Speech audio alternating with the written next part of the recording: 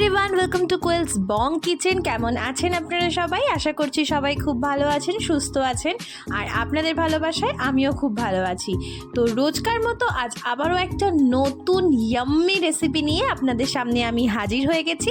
আজ আমি আপনাদেরকে করে দেখাবো কাঁচা চিংড়ির ঝাল। এই রেসিপিটা বানানো খুবই সহজ, খুবই কম সময় লাগে এবং ঘরোয়া উপকরণ দিয়ে একটা ইয়াম্মি ডেলিশিয়াস রেসিপি আপনারা তৈরি করে ফেলতে পারবেন। তো এখানে আমি নিয়ে নিয়েছি চিংড়িটা। তো চিংড়ি আমি এইরকম সাইজের চিংড়ি পেয়েছি, আমি এটাই নিয়েছি। আপনারা যে কোনো রকম সাইজের চিংড়ি দিয়ে করতে পারেন। আর নিয়ে নিয়েছি টুকরো করে কেটে রাখা আলু আর টমেটো কুচি, পেঁয়াজ কুচি। এখানে আমি 3টে পেঁয়াজ কুচি করে নিয়েছি ভালো করে। নিয়ে নিয়েছি থেতো করে রাখা রসুন, এখানে আমি 12-14 কোয়া মতো রসুন থেতো করে রেখেছি।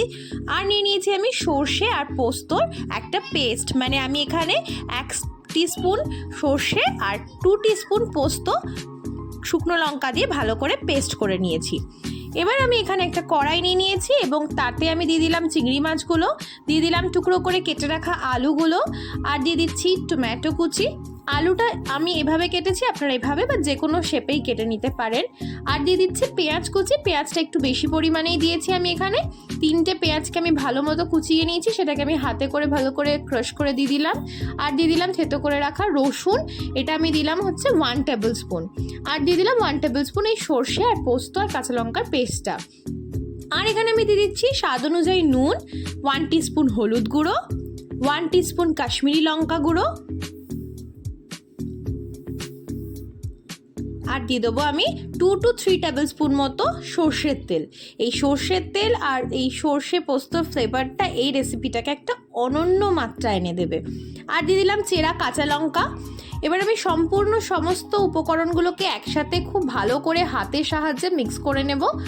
ভালো মতো এটাকে আমি মাখিয়ে ম্যারিনেশনের জন্য রেখে দেবো। তো দেখুন আমাদের মাছটাকে এই সমস্ত উপকরণ দিয়ে ভালো মতো মাখানো হয়ে গেছে। এবার এটাকে কভার করে আমি অন্তত 15 মিনিটের জন্য ম্যারিনেট করতে রেখে দেব। আফটার 15 মিনিটস আমি কভার খুলে গ্যাস অন করে এটাকে মিডিয়াম টু হাই ফ্লেমে ফার্স্টে মিডিয়াম টু হাই ফ্লেমে দেবেন। সেটাতে আমি কভার করে 5 থেকে 10 মিনিট এটাকে হতে দিয়েছি। তো আফটার 5 to 10 মিনিটস আমি কভার খুলে এটাকে ভালো করে মিক্স করে নেব। প্রথমে অবশ্যই মিডিয়াম টু হাই ফ্লেমে রাখবেন। এরপর যখন দেখবেন যে আপনার মশলাটা একটুখানি শুকিয়ে এসছে, তখন গ্যাসটাকে আপনারা মিডিয়াম টু লোয়ে করে দেবেন। তাতে করে মাছ থেকে এবং সমস্ত উপকরণগুলো থেকে সুন্দরভাবে জল ছাড়বে। তো দেখুন এবার আমি মিডিয়াম টু লো ফ্লেমে এটাকে রেখেছিলাম আরও 5 মিনিট কভার করে। দেখুন কি সুন্দর জল বেরিয়ে এসছে। এবার এই জলেই কিন্তু আপনাদের সমস্ত উপকরণটা, মাছটা, আলু, সমস্ত উপকরণ সুন্দরভাবে সেদ্ধ হয়ে যাবে এবং সুন্দরভাবে রেডি হয়ে যাবে। তো এবার আমি ভালো মতো নেড়ে চেড়ে নিয়ে এতে আমি জল দিয়ে দেবো। যতটা পরিমাণে আমি গ্রেভি রাখতে চাইছি ঠিক তার ততটা অনুযায়ী আমি জলটা অ্যাড করে দেবো। জলটা অ্যাড করে দিয়ে আবারও খুব সুন্দর মতো মিক্স করে নিয়ে আমি কভার করে দেবো। কভার করে আমি আবারও এটাকে লো টু মিডিয়াম ফ্লেমে রেখে 10 মিনিট মতো হতে দেব।